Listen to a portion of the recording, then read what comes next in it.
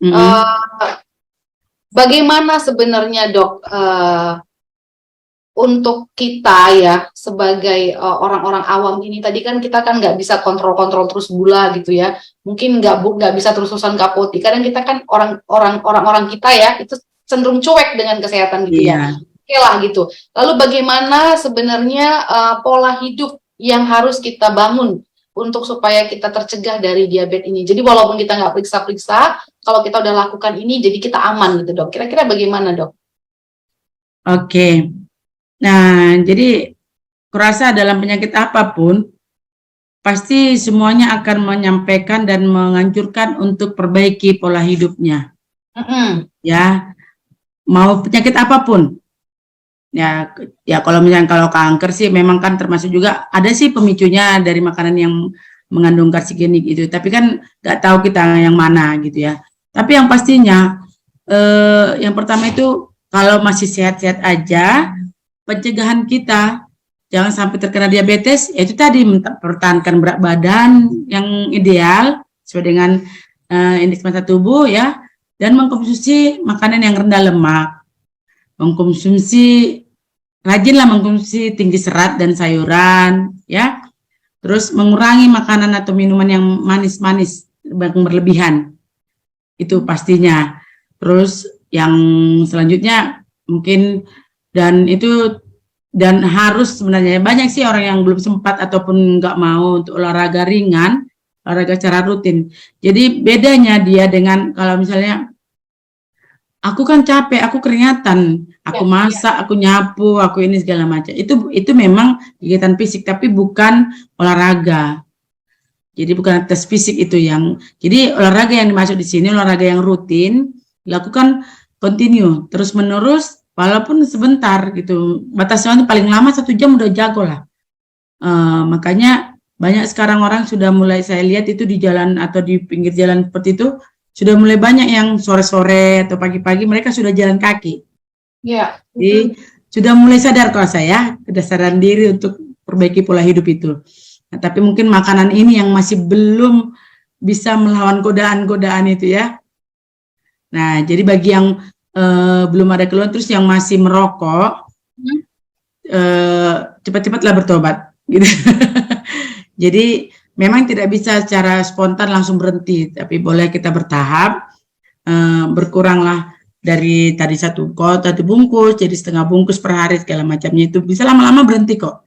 Orang tua saya sendiri bisa berhenti, sama sekali bisa berhenti merokok, asal ada kemauan aja, asal ada niat, ya. Jadi itu untuk pencegahan. Nah, kalau sudah pun sempat terdiagnosa ataupun mengalami kenaikan kadar gula darah yang terus-menerus tidak turun-turun, padahal makannya udah sedikit, ya cepat-cepatlah untuk kalau ada gangguan-gangguan seperti tadi, ikut program. Kalau saya kebetulan saya di puskesmas ya, saya di puskesmas ada program penanggulangan penyakit kronis seperti itu, namanya Prolanis. Itu ada edukasinya, ada senamnya, dan bahkan ikut program PRB namanya, program rujuk balik. Jadi kalau sudah memang kadar gula darah tinggi dan sudah kena diabetes, diagnosa, ya itu memang harus dikendalikan. Jadi supaya dia bisa minum obat setiap hari, tidak putus gitu. Memang ya berat, anggap aja dia minum vitamin setiap hari gitu. Tapi memang harus itu supaya apa? Terkendali kadar gula darahnya.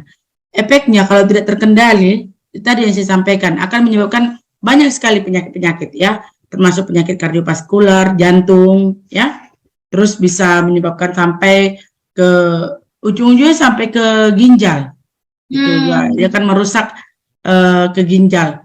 Ada yang sampai merusak mata, yang mulai kabur, mulai penglihatan sudah mulai kabur, glaukoma ya, bisa jadi kegangguan kesaraf juga bisa.